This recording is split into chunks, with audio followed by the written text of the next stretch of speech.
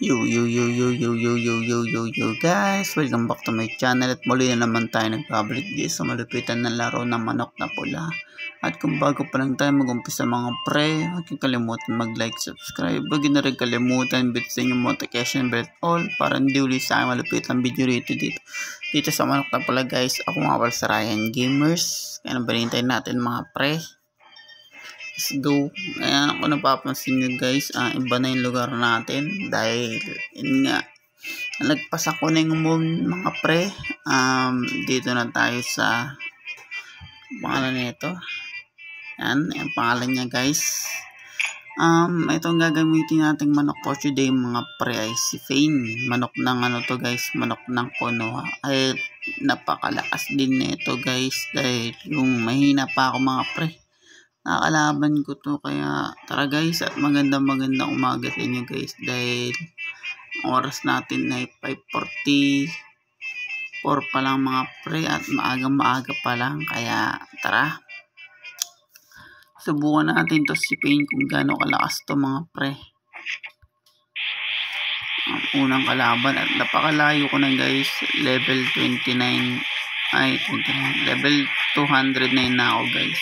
At unang makalaban natin dito, manok na labandera, kaya solid na rin kalaban yan.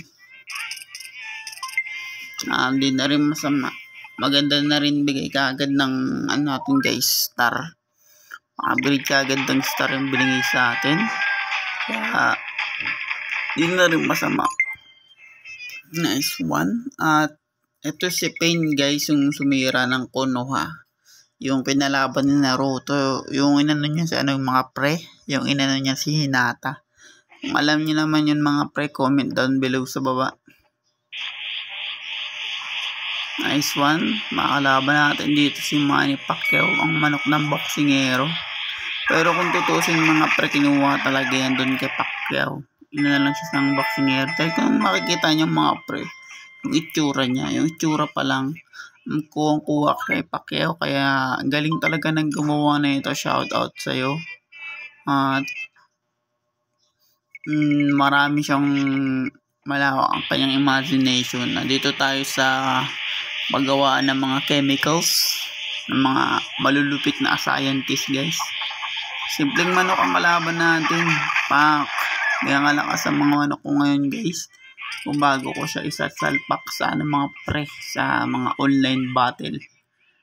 Tignan muna natin ang ating manok syempre, at papakita ko sa inyo mga pre.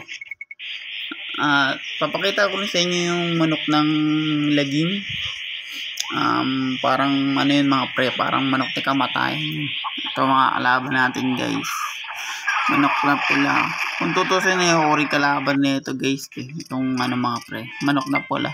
Dahil siya yung ano naman dito mismong bida rito kaya parang kumbaga ayaw ko siyang ikalaban. Pero wala tayong magagawang mga pre kung ibibigay talaga yung kahit anong kalaban dito sa manok na pula. At yung Outreach, di ko naman masyadong kinakalaban yun dahil focus ako sa ano dito guys, sa battle dito. Tsaka focus ako sa mga manok nating pinapalakas natin. Kaya ayoko lumaban doon dahil para sa akin wala naman trailer yun, dahil nakacheat tayo guys. Dahil yung pag niya-download ko kasi ito guys sa happy mode, automatic na mataas na yun, kaya hindi ko na kailangan patayin yung Outreach dito guys. Zombie, kalahin mo yun guys, maski zombie nagkaroon ng manok no? Sa Walking Dead nga yung pinanood ko mga pre, wala namang andun yung mga hayop malalakas yung ang laban hindi naman sila nagka-zombie. Sila pa ngayon nakakain ng zombie dun sa Walking Dead. Kaya baliwala yung manok na ganun na zombie. Pero para sa akin maganda na rin dahil may zombie dito manok. Akala ko bagay sa tao inaano to. Ito naman manok ng lato-lato. Tingnan mo maski yung mata niya naglalato-lato. Solid din na rin. Tsaka talagang Pilipino guys, dahil yun nga nakatinyelas siya, kaya di na rin masama yung ano mga pre, yung lato-lato. Tingnan nyo guys, Hindi ko siya masyadong nilalaro talaga guys, dahil minsan nga nag-YouTube ako. Nanonood ako ng mga palabas doon sa YouTube. Tsaka yung mga animation. Kung alam nyo na yun guys, animation na pinapanood ko dito sa Pilipinas, comment down below. Naka-subscribe ako dun mga pre. Ato ulit. Minsan lang mga dito mga pre ko nakikita nyo. Minsan lang yung mga VIP. Dahil yun nga. Ewan kung bakit guys. Bilang yung mga VIP dito na katulad ng labandera. Manok ng lato-lato. Dahil yun nga. Makita nyo naman yung mga nakakalaban ko mahina. Pero gusto ko talaga yung mga VIP dito katulad nito guys. Yun na. Para sa akin guys, yung mga VIP, yung mahina ka pa, malakas pala bigay yan. Kaya pag kinalaban mo yan guys, na hindi ka nakakit, naka-normal ka pa, ang mangyayari sa yung mga pre, mataas na star kagad ang bibigay sa inyo. Yan, katulad niyan. Kaya sa mga hindi nakachit dyan, at normal pa lang, mahirapan muna kayo dito guys, bago nyo mapatay talaga yung electric na manok na yun. Pinakamahirap na manok dito yung mga legendary. Manok ng dilaw. Ito ang gamit kasi natin guys. Pinakamalakas. Manok ng kuno ha. Malakas na yan guys kasi VIP na rin itong gamit natin. Kumbaga, alam niyo yung Ross on Survival. Comment down below. Parang ganun yun. Naka-VIP. Mga naka-VIP costume. Yan ang ginagawa lang naman natin guys, naka-open lang natin yung VIP dito sa manok na pula at napaka-solid. Alam to para sa akin guys. At ito naman, manok ni San Pedro mga pre, at meron na ako niyan. Papakilala ko na lang sa inyo sa ano na lang guys, bukas ko na lang ipapakilala sa inyo yan si San Pedro, manok sa Pedro, ang nagbabantay ng gate.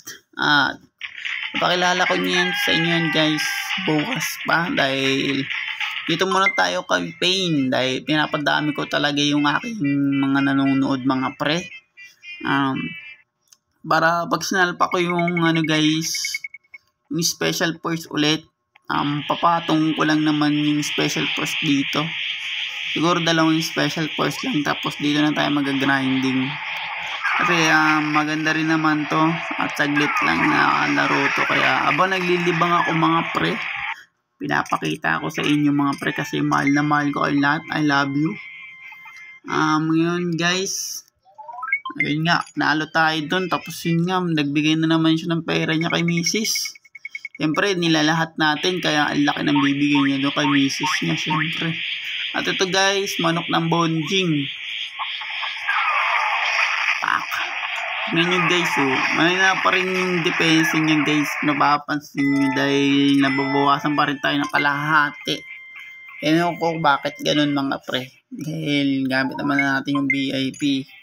Lalo mga pre, pag binaba ko pa ng binabatong yung ating mga manok, pahina ng pahina. Siguro hindi ko nagagamitin yung mahihinang manok talaga, at siguro re-recta na ako dun sa mga battleground na online. Tignan natin kung gaano kalalakas yung mga kalaban doon. Unang gagamitin ulit natin doon guys si Saitama. Para tingnan natin kung gaano kalalakas yung mga andun. Yung mga manok doon mga pre. Tingnan natin kung gaano kasolid. Nice one. At konting-konti na lang mga pre. Matatapos na naman tayo dito sa malupitan laro ng manok na pula dito sa Ryan Gamer. Kaya tara pa. Konting-konti pa lang kasi kaya let's go. Yan, tingnan mo yung nakakalaban ko. Simpleng manok. Tapos yung manok natin siyempre mga pre malakas na yun si Pain, pero tingnan mo na double pa ako kills. Grabe lakas naman nun. Double kill pa tayo dun guys. Hindi ko kasi namindot na kulay green talaga mga pre, kaya dun tayo nanginayang. Yan, pag green kasi solid yan guys at may depensa. Yan, di na rin masama yan mga par. At yun nga, kung bago pa rin tayo matapos dito sa malupitan laro na manok na pula guys, huwag yung kalimutan mag-like, subscribe, huwag yung rin kalimutan, bitutin yung notification bell at all para hindi uli sa malupitan video dito sa manok na pula. Ako nga pala si Ryan Gamer. Kita-kits tayo sa mga ibang lugar at digmaan dito sa Manok na Pula. At patok na ako sa online, konting-konti na lang guys. Abangan nyo ako dun. Kita-kits tayo dun mga pre, and maraming salamat sa inyo lahat, and peace out.